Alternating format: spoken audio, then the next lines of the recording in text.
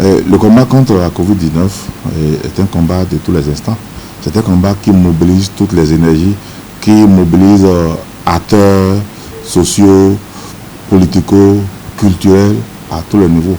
Et lorsque vous êtes dirigeant et que vous avez des structures qui brassent du monde, qui laissent cohabiter beaucoup de gens, et où parfois les gestes barrières sont difficiles à réaliser, je crois que la seule solution que nous avons aujourd'hui contre cette maladie, c'est de nous faire vacciner, quelle que soit la situation.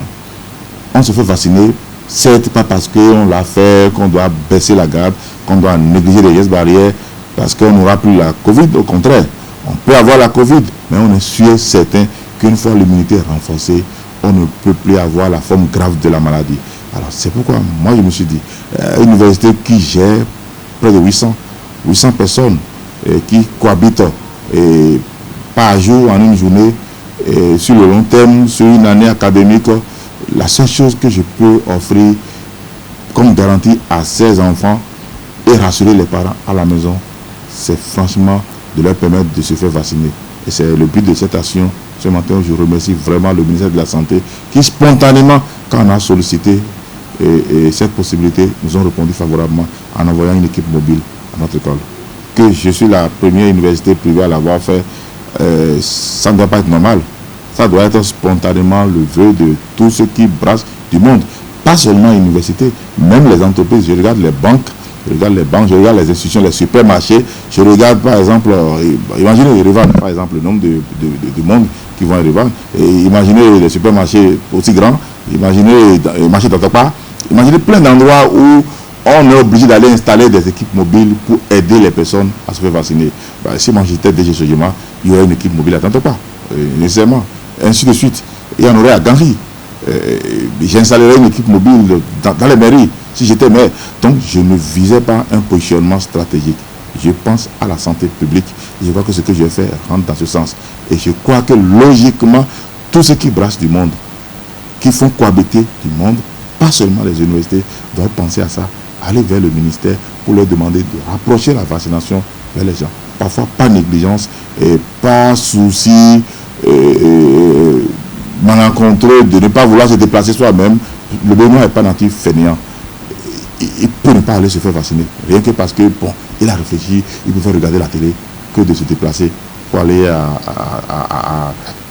au palais des congrès ou à Sekegodi ou dans un centre de santé de proximité. Il ne veut pas aller le faire. Et il réfléchit, il met à demain.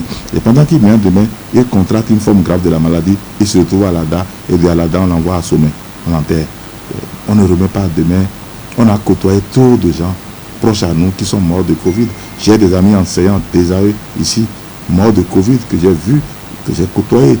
On a mangé ensemble. Une semaine après, on l'a enterré. Vous voyez, il y a des choses, quand vous avez vécu ça, franchement, vous êtes obligé de lancer un cri de cœur pour que les personnes qui hésitent, qui ne comprennent pas vraiment que cette maladie est dangereuse, vous êtes obligé de les mobiliser pour qu'ils aillent se faire vacciner. Il n'y a pas de combat anti-vax, vaccination. Il y a un seul combat qui vaille. C'est une maladie dangereuse.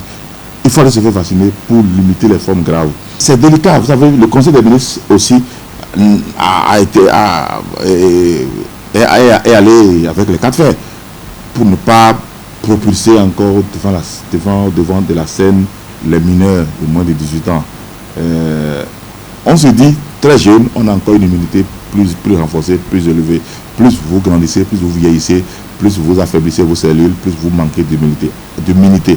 Alors, on peut comprendre encore que les jeunes, qui sont les vecteurs les plus dangereux de transmission de ce virus-là, soient ceux qui ne se vaccinent pas le plus. Mais pour l'instant, nous avons une cible privilégiée. Ceux qui ont plus de 18 ans sont plus nombreux. Dans cette école-là, attaquons-les et continuons la sensibilisation pour obliger. L'âge importe peu. On a des 16 ans, 17 ans qui sont comme des personnes de 25 ans de nos jours. Donc il faut les amener. En France, déjà, on a dit les enfants à l'école doivent se faire vacciner. Et on vaccine les enfants de plus de 11 ans. C'est ce qu'on a fait en France. Et dans les pays développés, plus de 11 ans, on les vaccine. Donc on peut vacciner à partir de 11 ans. Donc 18 ans, ça ne veut absolument rien dire. Mais radicalement alors, rien. Mais comment aujourd'hui encore peut permettre au moins de 18 ans de circuler dans les services publics? Parce que le gouvernement a dit sans vaccin, pas d'accès dans les services publics de l'État. Donc cela signifie qu'ils peuvent se permettre encore, ils peuvent se gargariser de dire je n'ai pas 18 ans parce qu'on leur permet de circuler. Mais les autres, pour l'instant, on va s'attaquer à eux et les amener à le faire progressivement.